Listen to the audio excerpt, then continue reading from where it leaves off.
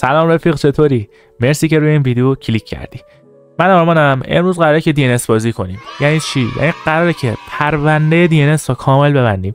قرار نیست من صرفاً بیام چند تا DNS خوب معرفی کنم که البته لینک اون تو کپشن هست و بگم که آقا این DNS ها رو بزن برو خدا نگهدار. نه، قراره با توجه به اینترنتتون، چه اینترنت همراه اول باشه، چه مخابرات باشه، چه ایرانسل باشه، چه فیبر باشه، چه پوینت تو پوینت باشه، هر چیزی، شما با استفاده از یه برنامه پینگتون رو تو DNS های مختلف بگیرید و با استفاده از اون بفهمید آقا DNS مخصوص من کدومه، کدوم پینگ بهتری میده، کدوم من راحت تر میتونم بازی کنم بدون لگ و این داستانا. یه چی میخوای؟ ادامه ویدیو همراه من باش. اگه هم کار کرد حتما دکمه سابو بزن و برو بریم. آقا برای اینکه شما بتونید که پینگتون توی DNS های مختلف بگیرید و ببینید که داستان از چه قراره، نیاز به DNS جامپر دارید. برای دانلودش هم کاری نداره. شما کرومتون رو وا میکنید، میتونید از صاف نهادش بگیرید یا میتونید از سایت خودش بگیرید، فرقی نداره. من این بالا می‌نویسم DNS جامپر دانلود سافت 98. همین لینک اول رو باز میکنم، میام پایین DNS جامپر 597 کیلوبایت دانلود رو میزنم. این بالا هم دانلود میشه. اگه اینجوری براتون اساس بشه دانلود بلاکت روش میزنی و این دانلود ساسپیشس فایل رو میزنی. خب این DNS جامپر الان دانلود شد که اینجا همونطور که میبینید هستش. من یه راست کلیک میکنم، اوپن رو میزنم، اینو من مینیمایز کنم، این رو من اکسترکت میکنم، میگیرم میفرستم اینور. رمزش هم که مثل همیشه صاف نهادش داتای آره که هممون میدونیم. خب اینجا الان DNS جامپر هستش. من اینو باز میکنم و یه همچین برنامه خیلی صاف و ساده و مینیمال. خب اول از همه یه فلاش DNS بزنید که هرچی هست فلاش بهش تمام بشه بره و الان از صفر میخوایم شروع کنیم. حتما حواستون باشه این روی آل نتورک آداپترز باشه، یعنی همه اینترنت هایی که به سیستمتون وصله و بعدش از قسمت فستست DNS اینجا وارد میزنی. اینجا بهتون یه سری DNS خودش پیشنهاد داده که آقا میگه میتونی با اینها هم کانکت بشی و اتفاقا یه سریش واقعا DNS های خوبی هن، یعنی اینجوری نیستش که همینطوری باشه. من اینجا این استارت DNS تست رو میزنم و میبینید که تست میگیره. آقا مثلا من DNS گوگل پینگم 6، ریزالت دوم یعنی نتیجه دوم هم بازم 6 بوده، با مثلا DNS کلاودفلر بازم پینگم 6، توی ریزالت دوم که اصلا همون ثانیه 1 ثانیه بعد گرفته شده 7 میلی ثانیه است، 7 پینگم.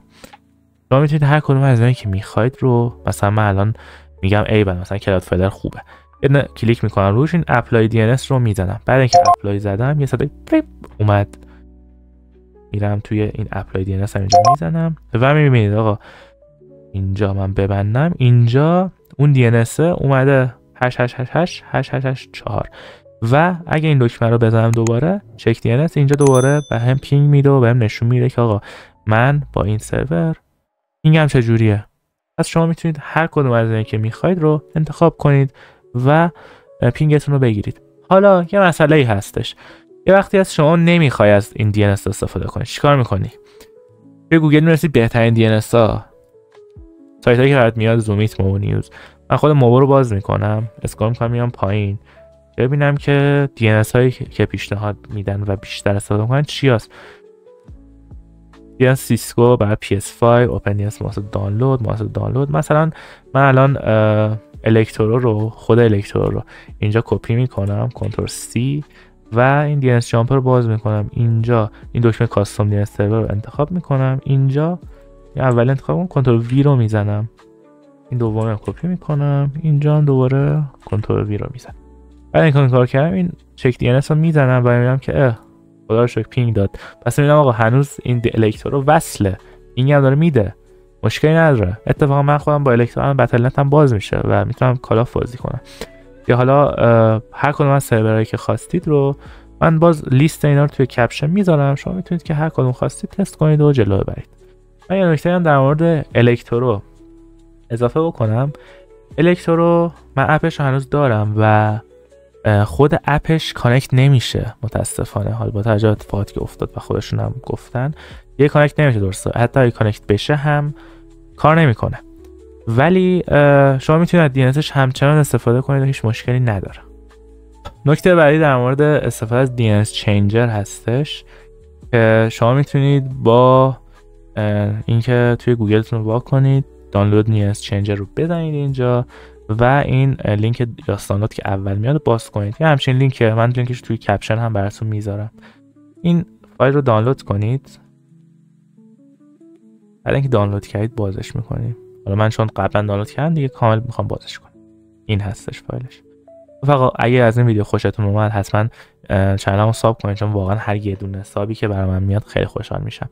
خب از اینجا میتونید مثلا الکترو رو انتخاب کنید، کانکت بشید و خب اینجا هم بهتون همچنان اون پینگر رو میده و این DNS چینجر هم ممکنه کارتون رو راه بندازه. از اونجایی که می‌خواستم کامل و شسته رفته همه چی رو بگم، خواستم این DNS چینجر هم معرفی کنم بهتون. مرسی که این ویدیو رو تا انتهاش نگاه کردی. اگر از این سبک محتواها خوشت میاد حتما چنل من سابسکرایب کن و توی کامنت ها نظرتو بنویس چون خوشحال میشم که بخونمشون. همچنین الان برات 2 تا ویدیو ساجست میشه که پیشنهاد میدم یه نیم نگاهی بهشون داشته باشی که احتمالاً به درد بخوره. تا یه ویدیو دیگه هفته دیگه، خدا نگهدار.